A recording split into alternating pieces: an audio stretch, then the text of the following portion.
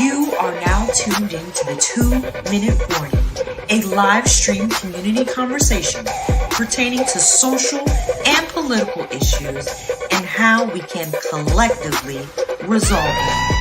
Powered by the Westside Gazette.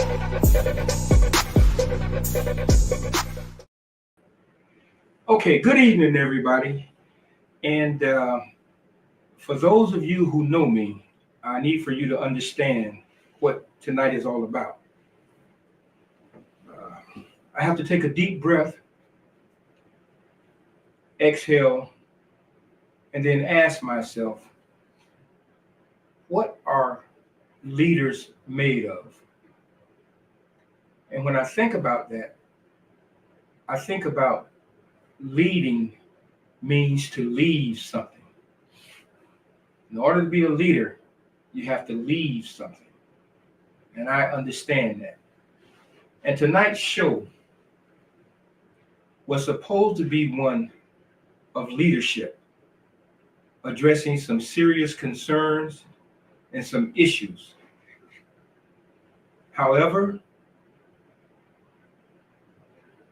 those leaders, for whatever reason, decided that they would not be a part of the show. I'll get to that. I had to write something down to keep me focused so I wouldn't go off on a tangent and become emotionally involved to the point where I'm not understood or to the point where I might burn down some bridges. At any rate, here we are. Good evening, family. Tonight was supposed to be a conversation with current leaders of the Broward County Democratic Party. A chance to bring truth to the surface and transparency to the people. But most of those invited willingly chose not to keep their commitment, calling this topic too controversial, or I was not prepared to talk about that at this time, and this is not the right time. Those comments alone say a lot. Even more troubling, of which we've seen these patterns before, where former leaders, some respected and others long disconnected, are being propped up by perpetrators who infringe upon our rights. And they are used as shields, whether it's to curry favor, distract from the present accountability, or create the illusion of unity. It's a tactic that insults the intelligence of this community. Let me be clear. We don't need symbolism. We need substance. We don't need recycled endorsements. We need real leadership. So tonight, even without the invited guests, we press forward because silence in the face of dysfunction is complicity, and the people of Broward deserves better. And I'm saying that with not as much fewer as I can possess, but just to let you know how serious this is. When we allow ourselves to be manipulated or be used by perpetrators who are out to get us, but yet and still we bow down to the kumbaya syndrome. Now, we're going to break tonight's showdown into 3 episodes. We're going to deal with the stakes, we're going to deal with the silence, and we're going to deal with the path forward. Now, I want to bring our guests on. And you know these guests, but tonight they are acting in the role of a panel. Our first panelist will be a former educator, school teacher, football coach, and administrator, Mr. Noonie Robinson.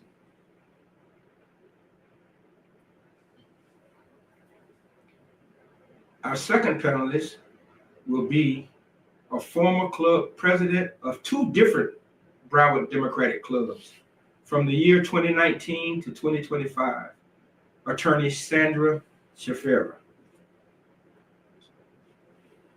Our third panelist will be our data person, the one we go to when we need to find out certain information. And this is our elections integrity advocate, Mr. Perry Busby. Okay. Good evening, everybody. Good evening. Good evening. Good evening. Glad to be here. Okay. So are we ready for tonight's show? The show that was supposed to be. Yeah, we stay ready so we don't have to get ready. Very good. Right. With that said, let's get right into it. Yeah. Can I have your personal sentiments about having individuals pull out from this show? And Sandra, we'll start with you. So I'm a bit disappointed that they weren't ready to have that conversation, but at the same time, I'm not surprised because I've had some experiences with party leadership, and that's why I'm a former club president. And mind you, when we talk about the two clubs that I was president of, I started both of those clubs. I chartered, well, I created both of the clubs. One of them I actually was able to get to charter, and the second one we were on track to being chartered, but because of some of the dysfunction that's happening in the party, someone else took it over, and that club is not. I don't think that club is going to get chartered because of the level of dysfunction that was happening, and part of that happened because of the lack of proper leadership at the head of the Democratic Party. Okay, Mr. Robinson. Thank you for having me, Bobby, as not as a sports person, but as a panelist. And I just know that, and I do have strong feelings about what's happening politically in our country. I see it every day, and I know that we're in a position where we can't be silent. We must take action, because if we don't, we're going to be like people in the past who were bombarded by that Hitler individual and the brown shirts. And if you sit by silently and don't, if it happens to somebody else, you don't say anything, and then it happens to another person, you don't say anything, and then you're confronted with it. By the time you're confronted with it, it's too late. So we don't have time in this political climate today to be silent and not get actively involved in our future, because this is really what it's about. It's our future. Okay, very good. And Mr. Busby. Well, first of all,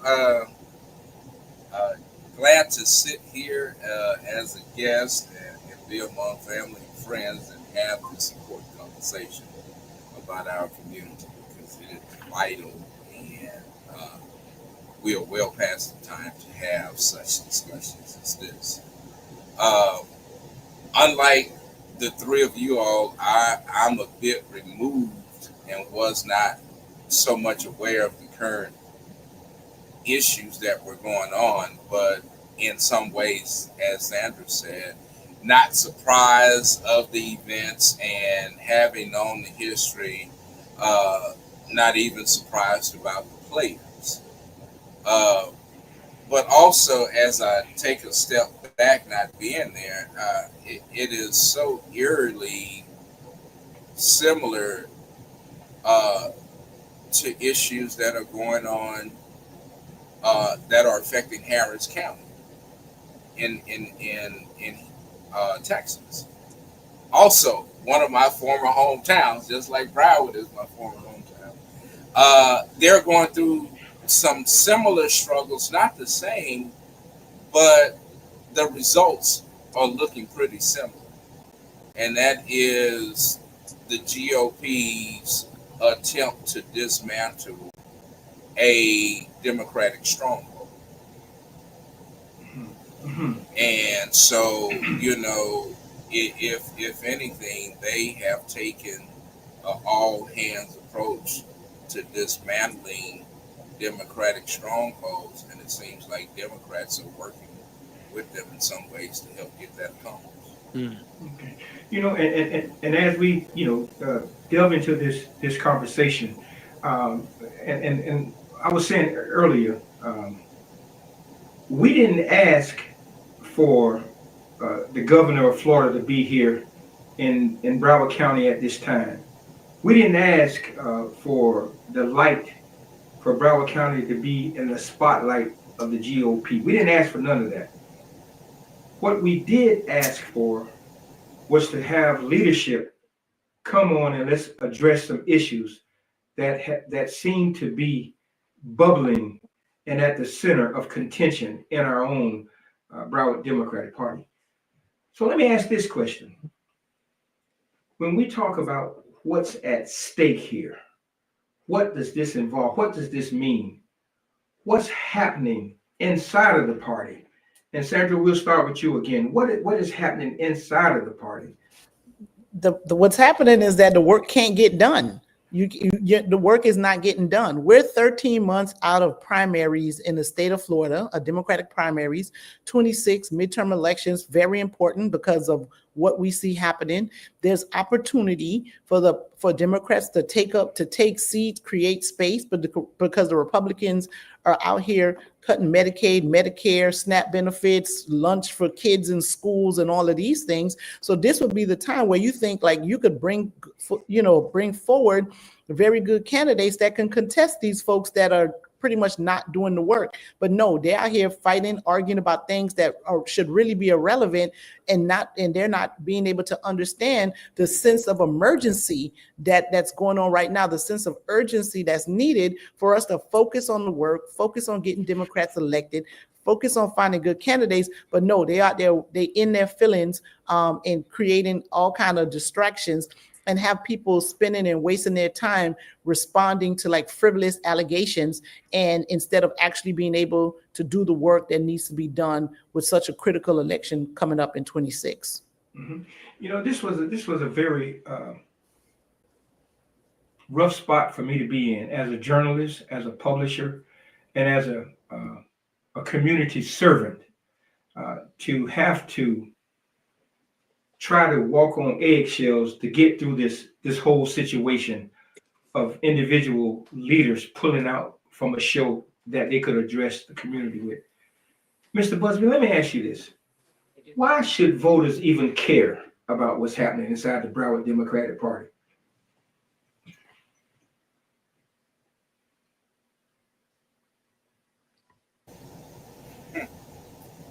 I can honestly say most people don't give a damn about what's going on inside the Broward Democratic Party. They would maybe like to think so, but this is two choirs at the church having fight over who's gonna sing at the pastor's anniversary.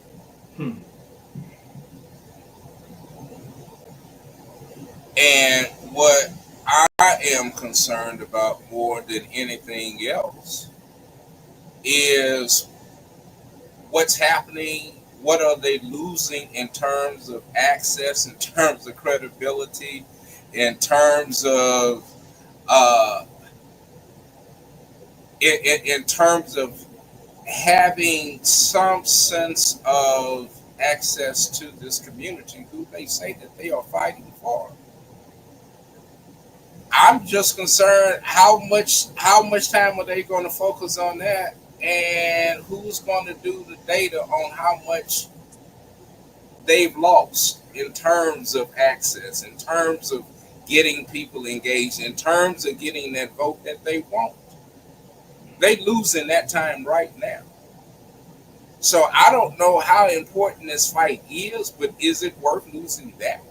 And apparently so. Can I comment a little bit on what? Sure. So what I want to say, and what I think Perry is missing, not his fault, but just because I know a little bit more than about what's happening in Broward, is most of the folks that are causing all the problems, and They could say whatever they want about me, and I'm gonna say this anyway. They're not interested in getting all Democrats elected. They're not interested in making sure people are represented. They are there to make money for the candidates that they're trying to get elected, right? So they're more interested in the information that they have access to, and the data that they want is just for them to use to get the person who's paying them to help them get elected. They don't care about everybody else. They're not caring about the party. They're not caring about the people. They're worrying about their own personal financial gain and their own personal benefits. And that's why they don't mind blowing up the party. Not even blowing up the party. They don't mind continuing to have a whole bunch of dysfunction, not even continue to have creating dysfunction in the party. So no one can't get no work done because they're not interested in the work, and they're not interested in making sure people are fine. They're interested in their own personal gain, and they're going to do everything they can to maintain the access that they have, right? And because a lot of them are just mad at some of the people who won because they thought some of their friends should have been in those positions. Because if their friends were in those positions, they would have more access to information in order for them to continue to help candidates win, but not necessarily people who are going to do the work, just people who are paying them. And that's part of the problem that's happening with the party right now. So you're saying that these people who are causing problems are not in positions of authority and direction for the party, but they are just opposition. So some of them used to be in positions, but they so hard to get along with in the long term, and then people start peeping their game, but they lose the positions of powers that they have, but they still stay in, have enough access that they can get sufficient information to get their candidates elected. Mm-hmm. So that's probably the easiest way I could say that without them trying to do. No, and that's fine. And I know I'm probing. It's going to open up and bubble over. But we're trying to do that. And Mr. Robertson, as a former coach, a football coach, when you have dissension on your team,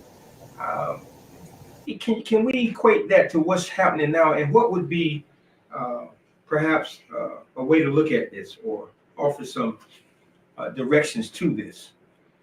Well, if I had a football team and there was some dissension, I'd find out who are the dissension creators, and I would get rid of them, because you can't have dissension when you're dealing with a group.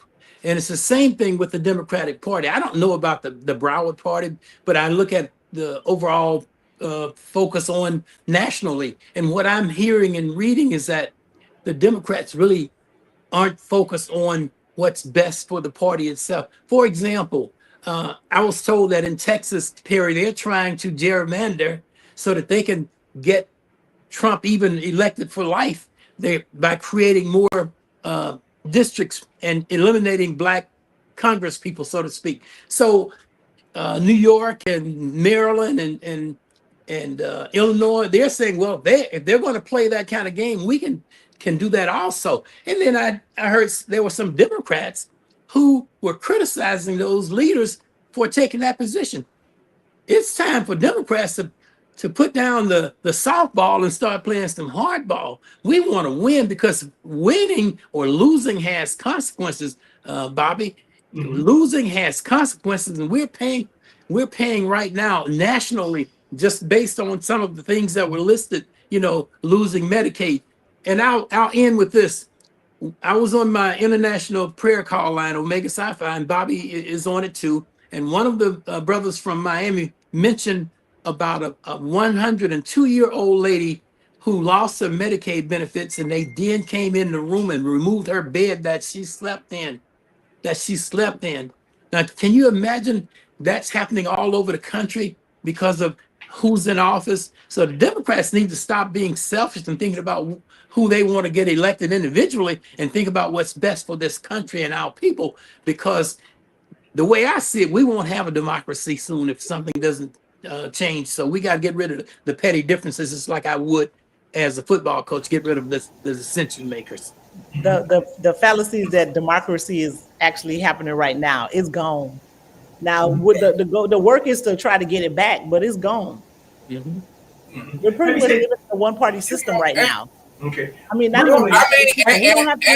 would dare say We don't have three co-equal branches of government right now. We don't. The Congress is doing absolutely nothing. And the things that they do is only for the benefit of the president. We have a Supreme Court that's not doing, like, some of the decisions that I'm like, y'all doing what now? When I went to law school, that's not how they taught it to me. And y'all the brilliant ones, right? And they're doing and making decisions that's benefiting the president. So what is that? Like, where's the democracy in that? There's no three co-equal branches of government happening right now. The goal now is to see how much can we salvage and try to bring it back, because it's gone. Let me do this. Now, our viewers, we really gonna need you all to chime in too. So if you got questions, if you got comments, please post them so we can. We're at a juncture now where we need everybody, and so your input is invaluable. So please, if you got something to say it. We'll bring it up on the screen and we'll address it. Period. Yeah, well, I would say, I mean, one of the things that we keep saying that we really want to fix this, and I always quote my father in this, who would always tell me, Perry, you can't fix what you're not willing to face. And so we got to face some things about the Democratic Party. And when I say we, I'm talking about we as black folk within the Democratic Party. Because we tend to have some other kind of allegiance to the Democratic Party that is otherworldly and not shared with our white counterparts within the Democratic Party. There are some, but I had a conversation today, and we talk about having allies, but then we get allies in the Democratic Party that then become selective about their allyship, and this is one of those instances. And so when we talk about trying to save something, I have to be honest. I'm scratching my head and trying to save what? Hell, we didn't even create it. Okay. So where do we tell our young people who are really seeing this clearly and seeing it in some other dynamics that we don't even want to address, and then we want to act like when your grandchild come in and say that bad word that she heard from you, and we want to be surprised. Our kids are saying this. Okay. And I think we need to, if we're talking about leadership, then I think the leadership even needs to start here. Let's quit this game. Because the issues within Broward Democratic Party, within Texas Democratic Party, as they fight this, is about white Democrats trying to understand what they gonna retain and what they willing to give up. Okay. Let me do this, Perry. Now we're gonna come back to that. Let's read what Terry Dillard has to say. It seems to be a lengthy. Let me see if we can do this. Okay. You would think, given the ongoing mess with the Trump administration's attack on people from all walks of life, particularly the black community, that the Democratic Party would step up and fight like never before. However, it seems that only a few candidates are willing to do so. As we head into the 2026 election cycle, we are left with a limited number of candidates to watch. There's so many out. There's so many out of money. Just trying to fill their pockets. There's so many trying to fill their pockets. We understand. Good point. Yeah. Okay. Another question. Okay. It's beginning to heat up, and I'm kind of liking this. Okay. As the former club president, and I want to pick on you a little bit because I know it's something that to me, former me, you used to be. So, what was it that made you not continue to be the former? Okay. All right. So the first instance, they picked some leadership that was problematic. And, a lot of times folks, I'm not one of those people that bother folks. Like, I don't bother people. I have to explain that way. I don't bother people. But if you bother me, I could bother you back. I can. I don't always, but I can, right? So in the first instance, they put somebody in charge of the clubs for our region that should not have ever been in charge, right? And the person was not wouldn't take responsibility. I explained it to upper leadership. You know, they were like, no, it's you, not them. And then I was like, okay. And I'm one of those people, I don't stay in spaces where I'm not celebrated because I bring value to all the rooms I'm in. And I don't need to be in a space where I'm only being tolerated. That just don't work for me. I got too many things to do. And there's a lot of things to do that I don't need to be in a space like that. So I gave up that club presidency, and they said, you know, and I was recruited to create another club. I created the club in a month because I had to get 25 people who had never been part of any Democratic Party. Mind you, in Broward County, that got like 100 something, like some crazy number of parties. I was able to do that in a month, got the club started, on track to create membership. And the people started coming for my neck because they said that I was supporting a Republican and I was not living up to my Democratic oath, right? Now, mind you, I never said I was supporting a Republican. I just said I wasn't going to support the Democratic candidate that was running for office, and I have the right to do that, particularly since they were attacking me for some work that I did in my professional capacity as an attorney and not as a club president. So I'm like, y'all conflate the issues and want to give me problems. So they were saying that, oh, because of this, then it was creating a whole bunch of problems. And like I said, I don't stay in spaces where I'm not celebrated because I do bring value in the rooms. At least that's how I see myself, that I bring value into spaces. So then I didn't want to, because I'm more into the work than having a title. So I was like, no problem. I don't need to run for re-election. I can continue to do the work in different ways. And I do the work by coming on this show. I do the work. I'm doing like town halls for Haitian individuals doing immigration stuff. So I'm like, I can do the work in different ways. So I was pretty much given so much grief about the fact that they said I was supporting Republican.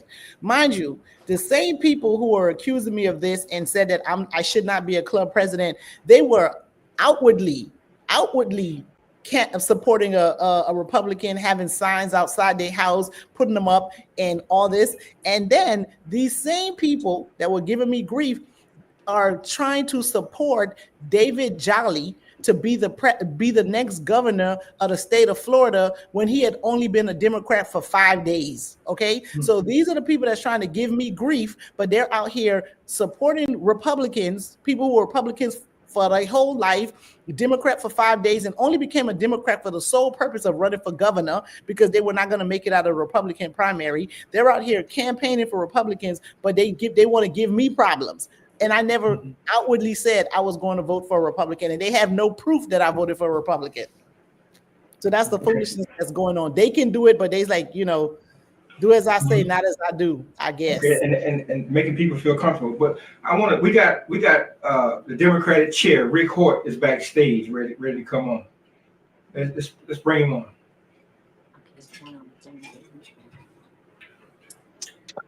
Good evening. Good evening. Good evening.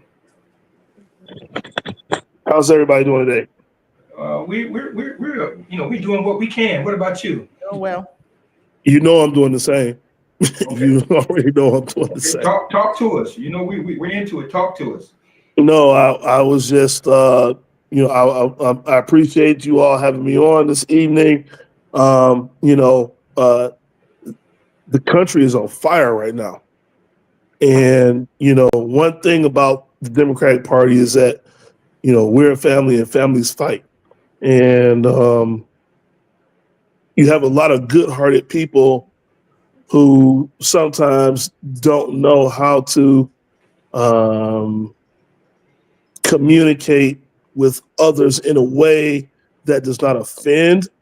I think we may have discussed before some of the efforts that we've done on diversity, equity, and inclusion, because it is a much needed thing here in Broward County. And it's a much needed thing that we need on the national level as well. We've been working with the state party chair, Nikki Freed, and our state state chair for DEI, Makita McClune, and locally Jasmine Shirley and D. Renee Benson. We've been working closely together to make sure that all the voices are heard. And one thing about it, I don't want to come on this show and pretend that, that everything is just kumbaya, because it ain't. But You know, I'm Rick. I'm sitting here biting my tongue, man, and I really am. You know, and I really thank you so very much for coming on. But bro, at this particular juncture, you know, we need to hear some conversation. I mean, DEI and all that other stuff, all that's fine. I didn't want to, you know, I was trying my best not to engage in such an antagonistic way. But brother, such a time as this, we need to know where our party leaders are. You know, I mean, it's all well and good yes, about DEI and all that's well and good, Rick. But let's let the rubber hit the road. And we don't have to talk specifically about certain incidents or certain people or certain things. We just need to be reassured that we are getting a fair representation and we got the best people in leadership position to do it. Especially right now. I don't like doing this because we got that person, that governor 47. here. No, that's another issue. But we got him here, Broward, looking up our you know, taking the anyway. So come on, let's get to it, man. Yeah, no, and you're absolutely right. And I only bring that up because, you know, it's something that some of our local people have demanded. And one of the things that we're doing for our summit this fall is we're reaching out to people who are rank and file Democrats, not the people who are consultants, not the people who are, you know, are club and party leaders, not the people who are current or aspiring or future candidates. I'm talking about real people. Bobby, I'm a school teacher. I know. I teach U.S. history in Broward County in the so-called free state of Florida. Okay. You know, when do we get to the point where a billionaire, bigoted, criminal can talk to working class people better than the Democratic Party? Well, they can do that. They can do that when the Democratic Party leadership is off killed. They can do that. I mean, and I'm just saying, Rick. I don't want to monopolize this conversation, but I hear what you're saying. I really do. You know, but I'm kind of concerned right now, man. One of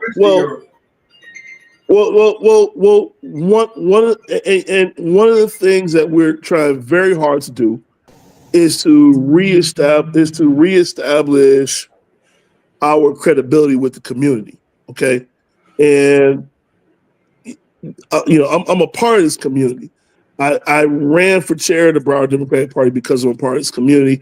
Their issues are my issues, you know, and you have to make sure that people who are outside of the traditional political bubble are being heard. And a lot of tough and uncomfortable conversations need to be had. That's where we are. A lot of tough and uncomfortable conversations need to be had, and they are being had. But, you know, I just want you all to know that we're aware of it and we are making strides to make those things happen. I am my own best advocate. You understand? I am my own best advocate. I don't want to interrupt you, but go ahead. So my thing is, like, who are they having these conversations with, right? And whose comfort is it that the party's really concerned about, right? Like who is it that's uncomfortable right now that they're concerned about being comfortable? Who are in these rooms having these conversations? And when you talk about community, what community are you're talking about exactly, right? Because part of the problem with the party is all these different communities who are, I'm not even going to say they compete for interest. They just pretty much want Black folks to just let them do whatever it is that they want to do. And then we have to like fall in line and make them comfortable, right? Because we're already uncomfortable. We've been uncomfortable, and they want us to just stay uncomfortable to allow them to do all of the things they want to do, even though it's against our interests. So when you're talking about community, I need some clarity on which community you're talking about that you're relating to and you're looking out for. I'm relating to the people who go to work every day, have kids at home, that are struggling to keep a roof over their kids' heads, either through a mortgage or a rent, are having problems with, paying their daycare, their health care. They have sick and elderly parents. I'm talking about real, actual people like Right, but even myself, like you, I know, but Rick, you. for on a real though, even in that space, there's still some people that have points of privilege in that space, right? And that's where the problem is. So, because even folks who got all of these issues can't pay their rent, can't pay their mortgage, can't afford their insurance. There's still different points of privilege there that's creating this problem in the community that they're not willing to face, and they rather go argue with us about nonsense instead of really seeing what it is that we have similar interests that should be resolved. People aren't focused on that. Those are not the tensions that exist in the party. Hold that point. We got a special guest backstage. And could we bring on Congressman Sheila Sheffers McCormick, please? Okay. Hi. Good Hey evening, there. everyone. Oh, what did we do to be able to? Good evening, Congresswoman. Yeah. Well, I said it's woman. nice to see y'all. You guys are my hell raisers. I love it when y'all come out because we need y'all. Raise some hell here. But I think right now we're in a point of inflection where there's so many things on the line, so many problems that a lot of people want to turn internally and start fighting. And we got to keep pressing the level and reminding people what this is really about.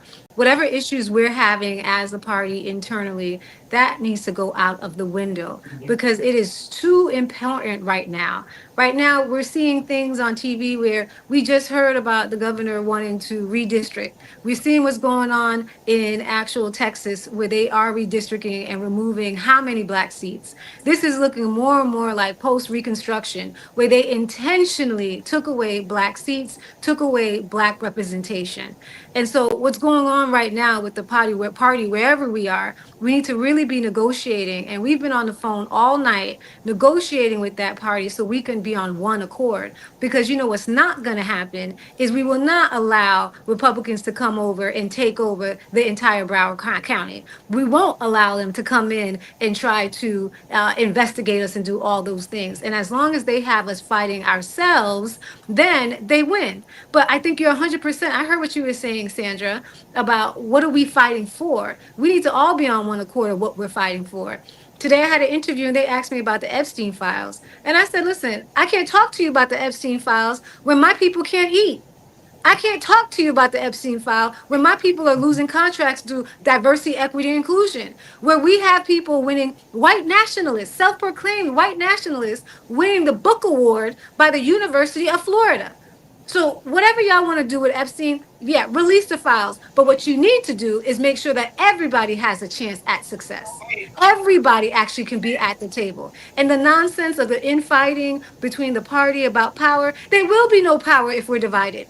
The Republicans will get over on us. So all these fantasies about fighting each other for power, they're just that, they're fantasies. And so we're having a lot of conversation and negotiating. And I hope we can get to a place where we can resolve this issue because the real fight is out there. And everything you're saying is so true. And we just need to say it louder because you know what? I want to know negotiating with who about what? Because those words are being thrown out there and I don't know what none of that means. And I don't think most of the people that's listening here don't know what any of that means. Who you negotiate with and what do you negotiate with them about?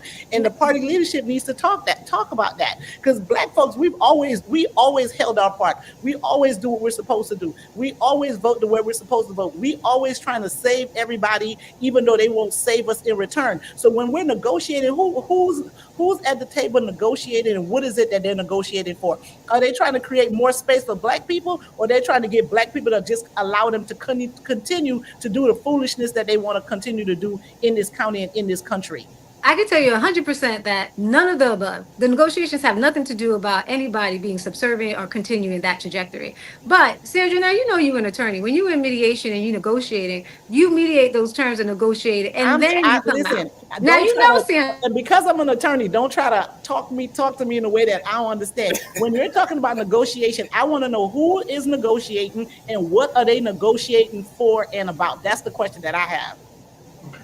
Now let's do this, Sandra.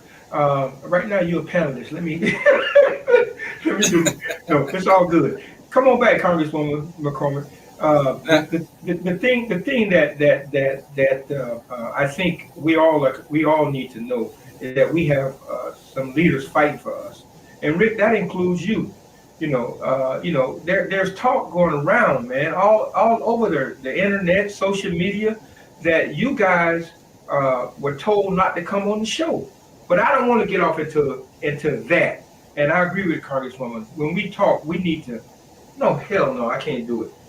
We need to know what's going on, man. So one, we were not told to not come on the show. You see, I'm here.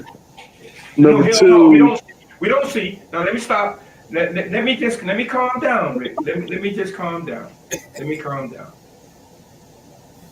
Yes, we thank you for being audibly here. We certainly do. Old folks say, "Let me lay my eyes on you," and that's all well and good. Now, the fact that you didn't show up, those that were supposed to be here, and we're not going to get into. We don't want to put our dirty laundry out while DeSantis is in town and he's doing what he's doing. We want to be family, right? So in being family, there's honest conversation, right? And so if we were to be perfectly honest and open, you're not here. Those that were supposed to be on the show, you're not here. So that's the first thing. Now, if we're going to move forward, we're going to move forward in honesty. I cannot ask anybody to go into a burning house constantly and expect for them to do it. So we're going to be open and we're going to be honest.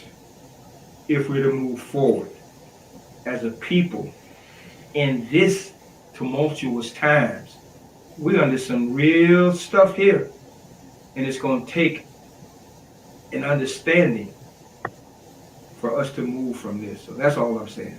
Can I finish? I'm sorry, and I respect that. I just want to know if I could, if I could continue my statement. Chandra, never apologize for your passion. What I was saying is that I am here, and I have been having conversations all night about the Democratic Party and doing what is necessary to move forward for the good. And that's with our state party chair, Nikki Fried. Listen, we all know that Broward is under attack. Miami has already been compromised. Palm Beach is barely holding on by, a few thousand votes as being blue. Broward is the last bastion of blue in South Florida. I'm not going to come here and try to pull the wool over you guys' heads and over eyes and make it seem as if we don't have issues. But like I said earlier, families do fight. Families do argue. Broward County and the Democratic Party has this big tent, and one of the issues with having a big tent is you also have a big slate of things that you have to compromise on. And our state chair is aware of that. She's no fool. She understands that Broward County is next on the menu. This Operation Red that they have is a very real thing. So we have been in contact, and we've been working side by side with people from the state party, including our chair, to make sure that we're in the best possible position to win, not just in 2026, but beyond that. Our goal is to make sure that we have a minimum of 80% turnout of Democrats, and the only way you're going to do that is by making sure that we're talking to those people and meeting them where they are. And I'm not saying this listen, forget the fact that I'm the party chair for a moment. I'm a school teacher. I have to meet my students where they are. Okay. Before I became a school teacher, I was in law enforcement. Before I was in law enforcement, I worked for the Catholic Church for 7 years, y'all. Like, I am not some corporate paid for, sponsored person out here just milking it. If anything, I'm losing money If anything, I'm losing money. I try to limit the conversations about politics that I have with my own mother because of the stigma that comes with politics, right? I do this because it is my passion. Sandra, that's why I say don't apologize for your passion. I'm doing this because it is my passion also, but I think this is a service for me. This is me advocating for people like myself in our community in ways that we can move forward and bring Florida Black Blue in an honest and open way. You know, one of our viewers, and I'm gonna bring him on, Ron Thurston. Now, this it may be vulgar, it may be, but it's coming from the gut. Put Ron Thurston comment on the phone. I mean, on the screen. And we respect President him. Thurston, good evening. He said, "I'm about to vomit listening to this BS." You know, how many more people are feeling like that? You know, this is where the rubber meets the road. No, we're not at committee meetings. No, we're not committee chairman people. No, we're not even involved with the Democratic Party. So how is it that you or anybody else can solicit the voters to get involved when the house is burning down? I don't want to monopolize the conversation, y'all, because I go off and I don't want to do that. So help me out. And Bobby, I appreciate your time. Bobby. Yeah, I wanna answer that. I wanna answer that because the house is burning, but let's not forget we all live in the house. We live in the house. We live in the house, and because the house is burning, we cannot allow it to burn. Not on our watch. We always have to remember whose shoulders we stand on, and they didn't allow the house to burn down. So when did we get so soft that we're going to let the house burn down? When did we get so soft that we're not going to fight back, force people coming to the negotiating table? When did we become those people who want to be outside the house, criticizing the house? No, this is our house. And this house will not burn down on our watch. And so if we got to bring people to the table so they can hear our concerns and understand why we're fighting, then they need to hear that. But we're not leaving this house that we built. Every election sits on our back. We are number one. We get out there and we vote on every election. So this is our house and we will take ownership of our house. And on our watch, this house will not burn down. And that's why we fight every day. That's why we've been on the phone every single day, because we're not giving up. Could you imagine? We came this far with the party. We came this far actually trying to move people forward. And our generation will be the generation that forfeits. I'm not forfeiting. Nobody here can forfeit. Because if we forfeit, then the white nationalists win. And we can't afford that. So that's why it's important that we can get the criticism. And the way that Ron Thurston feels, it's real because he's been shafted. And we've been fighting for him. And so every concern is real. Every concern has to go to the table, and every concern has to be met. Every negotiation has to be met. But for us to turn away from the table and say, okay, we're going to come over here and not be a part of it and let them win, who will erase us? Yeah. They say it's not fixed. I assure you, yeah, Perry, you can go. We ain't going nowhere. But we ain't going nowhere.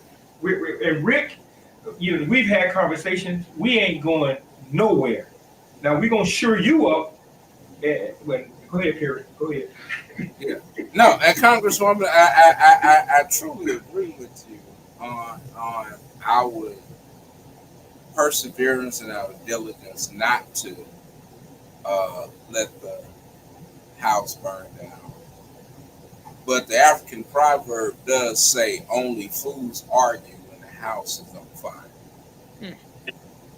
When the house is on fire, that's not the time to argue. Now, we may get it right and we may save a wing, but arguing it during the fire is definitely symbolic of fools. Absolutely.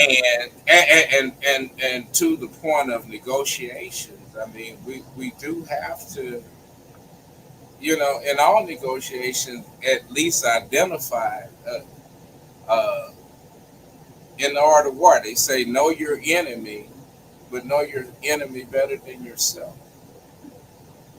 And if we know our enemy is not dealing from a position of integrity, then I do have to ask them, what are we negotiating on when we know that there is no integrity on the other side, no matter how we face this? This is what Texas Democrats are facing.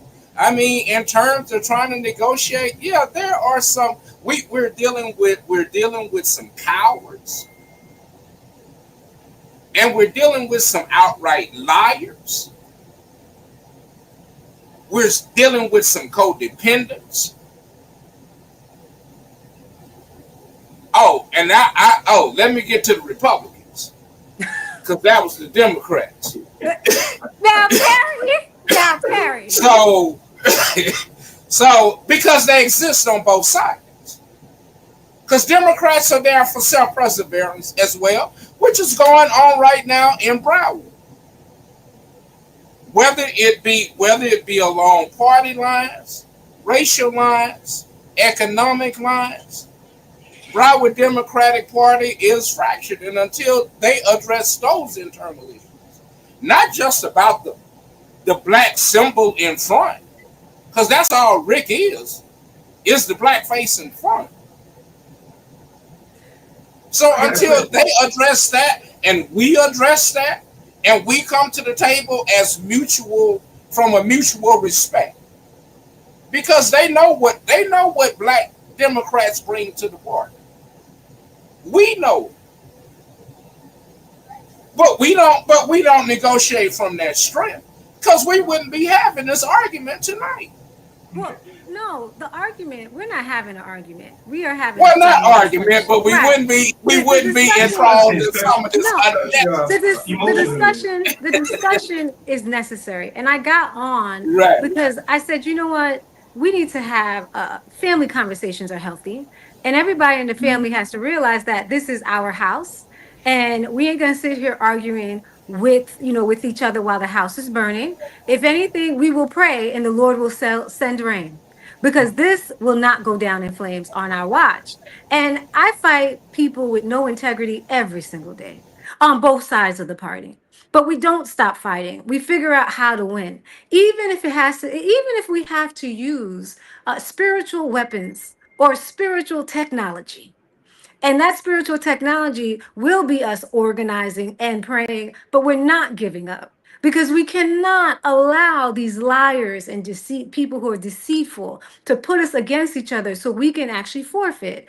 And so that's why I'm happy that Ron got on and said something. I'm happy that we're talking about how you feel and what we're seeing, because the truth is, if we can't come together and address it, it will be wrong for us to even move forward and ask people to go ahead and just vote as a Democrat. One of the conversations, I'm like, we got to talk honestly with the people. What are you feeling? What are the issues that matter? We've been doing more than 100 stops in the community every single day, talking to people. And I could tell you what they're feeling. And the one thing they hate to see, they're like, why are Democrats fighting each other? And yes, Democratic Party, it may be fractured in some parts, but that doesn't mean we won't be great. I was fractured in a lot of parts, and look what the Lord did to me. I don't look like what I've been through, and look at everybody here. We've all gone through stuff where we've been fractured, broke down, but you know what? We got back up. And that's what we need to do as a party. Admit what is broken, diagnose the cancer, identify the problem, but then have an action plan to course correct and to cure. We must course correct and to cure.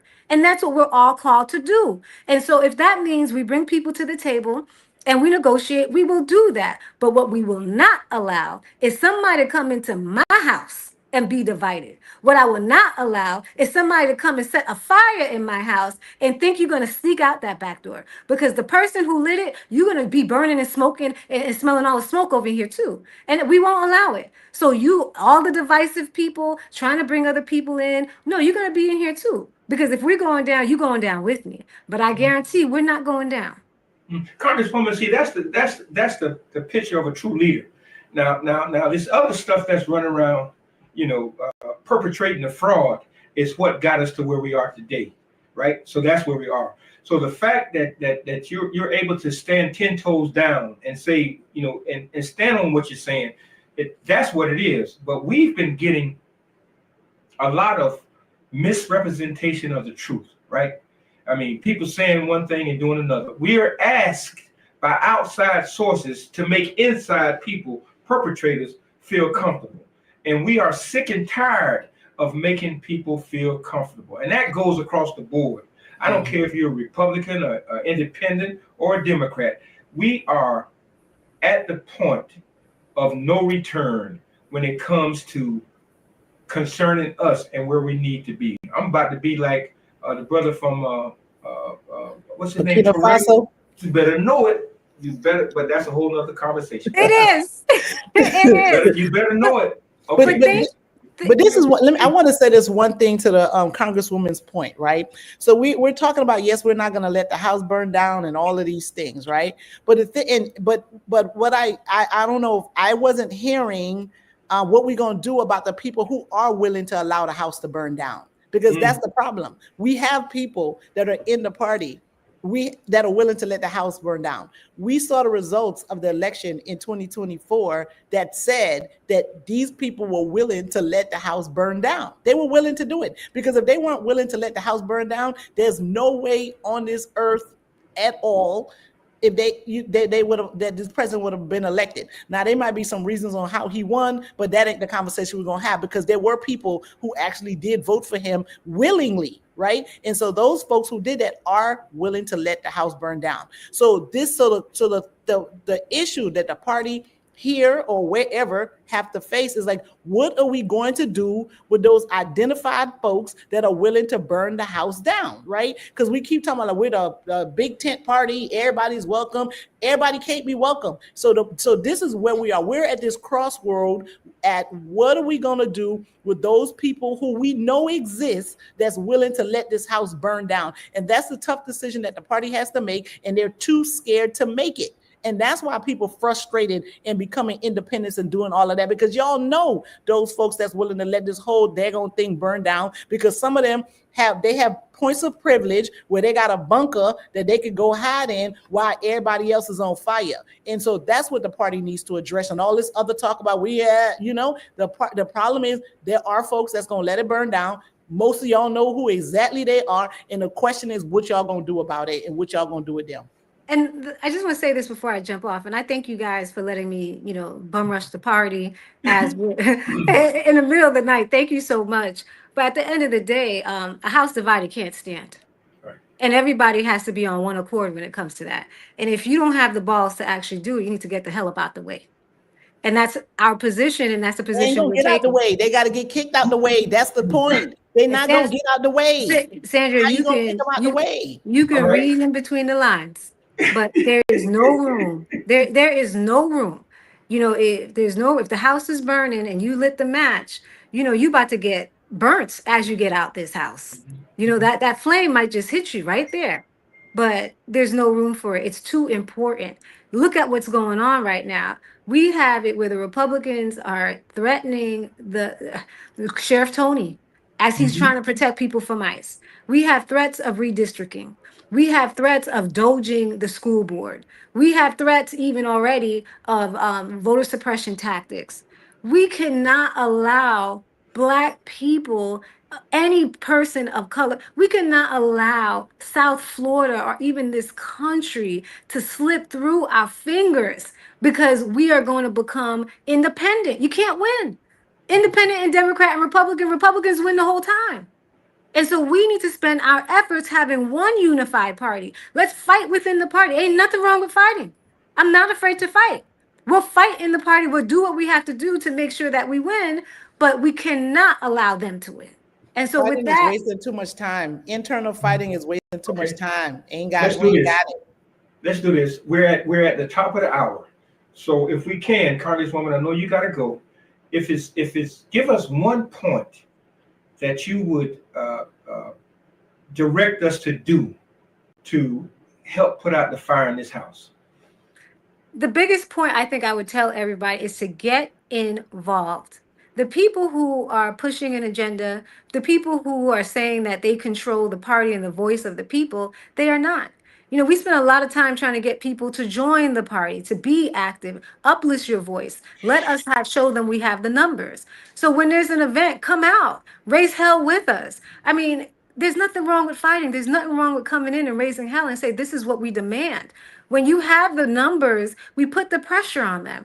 But we're honestly not getting enough people to be active within the Democratic Party. We're not getting enough people who are suffering to get up and be like, we ain't doing this here.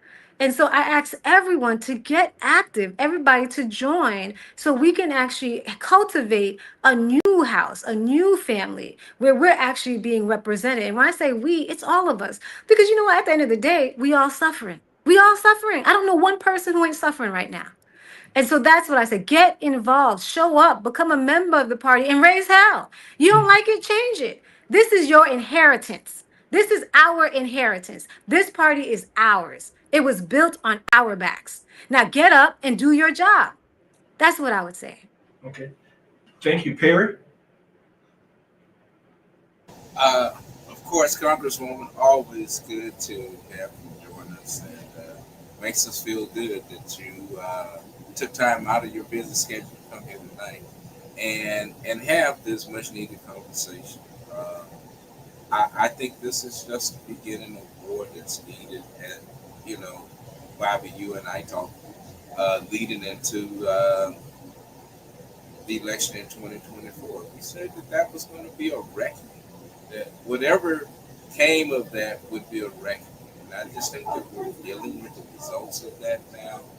And we just have to put on our big boy and big girl draws and deal with this situation for what it is. And you know, trying to get past the complaining and get to real, you know, substantive issues that it's helping our community. So again, Congresswoman, this says a lot about our leaders when they feel compelled to come talk to the people. So thank you. And I know I don't have to say this on behalf of Bobby, but our goal is always for you to come talk to us and allow us to talk to you. Okay. Sandra? Okay, so I might have caused enough trouble tonight, but I'm gonna cause a little bit more. I'm gonna cause just a little bit more as I end.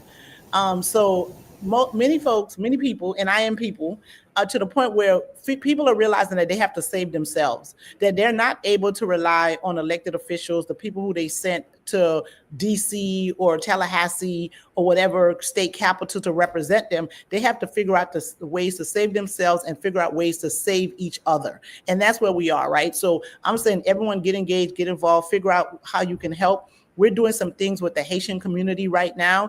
We relied on some elected officials. Some were helpful. They're starting to get engaged. I think if they started this fight a lot earlier, we would be further along. So people need to find ways that they can support themselves, support each other, and build community, right? And I think, and I'm not the Congresswoman. She's doing a great job. I'm not complaining about her work at all. But we also have to be comfortable, and I'm talking about voters, have to be comfortable with sending certain people home, because there are a lot of people that are sitting back that are not doing anything. They're voting against the interests of their constituents. All of them people who sat there and voted to cut Medicaid, Medicare, SNAP benefits, free lunch for kids, and all of that stuff, ain't no way in the world anybody should vote for them and send them back to DC to do anything, because they are clearly not there to do the work of the people. They're there to serve themselves and people who's willing to give them money. And that's where we are. Okay. Thank you so very much. Congresswoman, I really appreciate it that you took the time to join us. You came in through the back door, but you're here, and we certainly appreciate that. Perry, being on the other side as a panelist, I'm certainly elated when you bring, the knowledge that you know. And Sandra, you're always passionate, and I really love that, and I thank you for that. Noonie Robertson left us as a coach and an educator. So I had to write mine down, and let me do this, and then we're going to be gone. The book of the book of Esther, 4:14. If you keep quiet now, help and freedom for the Jews, I'll just say for the black people, will come from another place. But you and your father's family will all die. And who knows, maybe you have been chosen to be the queen for such a time as this. When moments get uncomfortable, true leadership doesn't shrink, it shows up. When we know we are living in a time where too many are choosing silence over service, comfort over courage. But Black communities, brown communities, LBGQT plus, can't afford to be led by those who only speak when it's safe. Our people have always moved progress forward, not in ease, but in pressure, not in comfort, but in crisis.